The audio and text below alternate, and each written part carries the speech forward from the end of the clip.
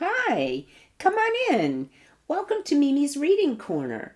Have a seat and get comfortable. I want to share something with you. The last time we were together, we were reading about the creation and Adam and Eve, the very first couple, and how God had placed them in a beautiful garden and everything was just perfect. Well, we're going to continue our reading today and we're going to find out that it didn't stay that way because of some choices that Eve and Adam made.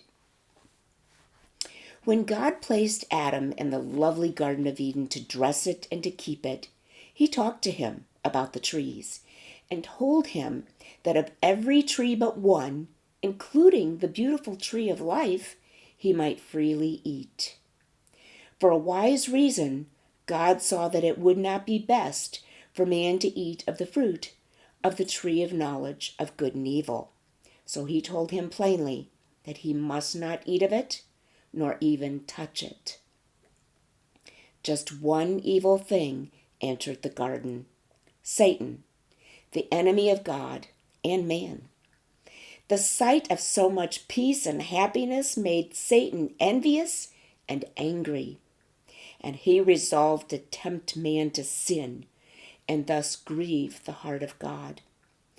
So Satan hid himself in the tree of knowledge, and when Eve was walking beneath it, he spoke to her and asked her if it was really true that God had said they should not eat of the fruit of that tree. Well, Eve knew perfectly well what God had commanded. "We may eat of the fruit of the trees of the garden," she answered, "but of the fruit of the tree which is in the midst of the garden God hath said, Ye shall not eat of it, neither shall ye touch it, lest ye die." It would have been so much better for Eve if she had turned away right then from the scene of temptation, but she lingered and listened to Satan's words. And finally, alas, she ate of the fruit and gave some of it to Adam. Then the purity and holiness which God had clothed Adam and Eve was taken away. And when the Lord, whom they had always been so glad to see, walked in the garden in the cool of the day, they were afraid and tried to hide themselves among the trees. But he called to them, and he listened to their story. Then he told them what the result of their disobedience would be: how they must leave the garden and never enter it again, how the ground would bring forth thistles and tares and weeds, and how suffering and death would enter the world.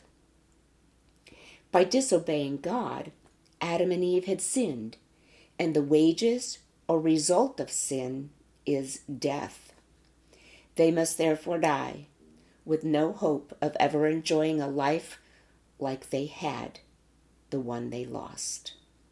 But God's great heart of love was filled with compassion for his disobedient children, and he gave them the promise of the seed, the Savior, who would come to the world and die for them, and thus pay the wages of sin, and make it possible for them to enter heaven. No other life but that of God's only Son, who had the power to give life, could pay this price. Then God sent out of the garden the man and the woman whom he had created, and he placed at the east of the Garden of Eden cherubims and a flaming sword which turned every way to keep the way of the tree of life. They made some wrong choices there, and they were going to suffer because of it. Well, that's where we will stop today, but I hope you will come back and join me another time. And until I see you then, happy reading.